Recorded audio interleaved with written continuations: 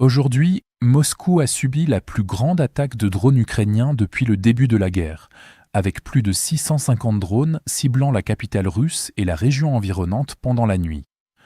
Selon le maire de Moscou, Sergueï Sobyanin, la plupart d'entre eux se dirigeaient vers Moscou et ont été interceptés, tandis qu'environ 180 ont été abattus au-dessus de la région de Moscou. Même en acceptant ces affirmations russes, les drones ukrainiens ont tout de même pénétré le réseau défensif plus large, faisant de cet assaut le plus étendu à ce jour contre le centre politique et économique de la Russie, touchant plusieurs cibles simultanément. Un entrepôt Wildberries a pris feu après avoir été touché, tandis que des images filmées par des témoins montraient des dégâts visibles, malgré les déclarations de l'entreprise minimisant l'incident. Les infrastructures électriques ont également été touchées, des dommages aux équipements ayant coupé l'électricité à plus de 10 000 consommateurs et près de 50 installations gouvernementales importantes. Les autorités russes ont reconnu qu'il s'agissait de la première panne d'une telle ampleur dans la région de Moscou, tandis que des rapports locaux ont également fait état d'un incendie près de la raffinerie de Kapotnia, de dommages sur divers bâtiments, véhicules et un poste de transformation électrique, et les 4 aéroports de Moscou ont imposé des restrictions de vol alors que le raid se poursuivait tout au long de la nuit et jusqu'au petit matin. Cette attaque représente la dernière étape d'une campagne ukrainienne croissante contre Moscou, qui s'est intensifiée tout au long de la semaine dernière. Quelques heures plus tôt, le 16 août, la région de Moscou a également fait face à un énorme raid de drones, les responsables russes signalant environ 600 drones entrants et plus de 200 interceptés au-dessus de la région. Au cours de cette opération, des drones ukrainiens ont frappé avec succès le centre logistique de Severnoye Domodedovo, incendiant l'un des plus grands centres de production et de logistique de Russie. Au même moment, des drones ukrainiens ont enflammé l'immense complexe logistique de Wildberries à Koledino, près de Moscou. Couvrant environ 250 000 de mètres carrés, l'installation servait de plus grand centre logistique de Wildberries après la destruction de son entrepôt d'Electrostal en juillet. Les images satellites et les séquences filmées sur place ont indiqué que le complexe a été complètement détruit, malgré d'importants efforts de lutte contre l'incendie impliquant des hélicoptères. Des estimations indépendantes suggèrent que des marchandises d'une valeur de près d'1 milliard de dollars américains ont été perdues, car l'entrepôt était essentiel pour maintenir des livraisons en 1 à 2 jours à travers Moscou et la région environnante.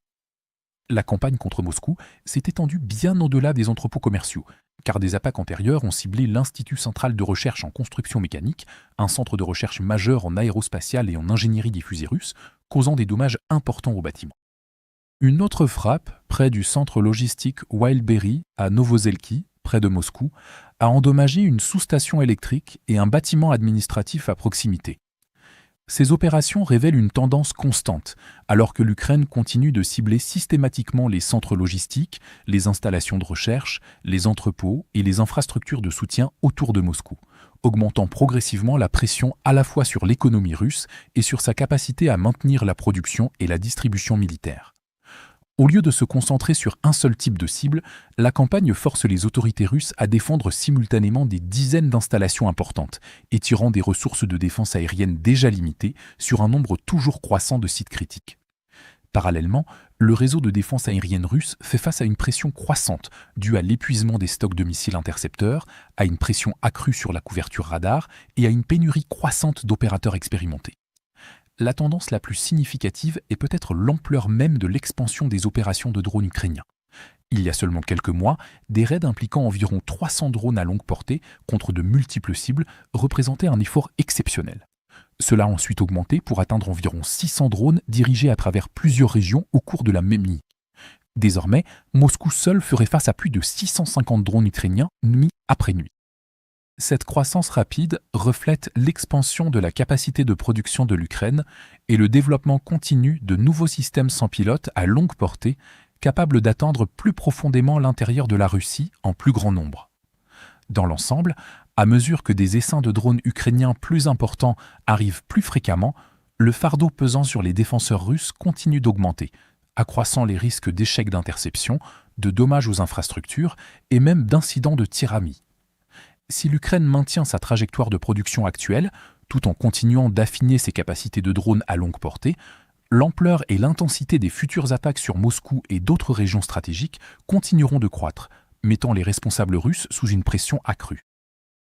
Chaque reportage que vous regardez demande du temps, des recherches et beaucoup de travail pour être produit. En devenant membre de la chaîne, vous soutenez directement l'équipe et nous aidez à continuer à créer une couverture détaillée et indépendante. En retour, vous recevez des vidéos tactiques exclusives, des mises à jour stratégiques et des analyses géopolitiques accessibles uniquement aux membres. Cliquez sur « Rejoindre » ci-dessous pour soutenir notre travail et accéder à la bibliothèque complète réservée aux membres.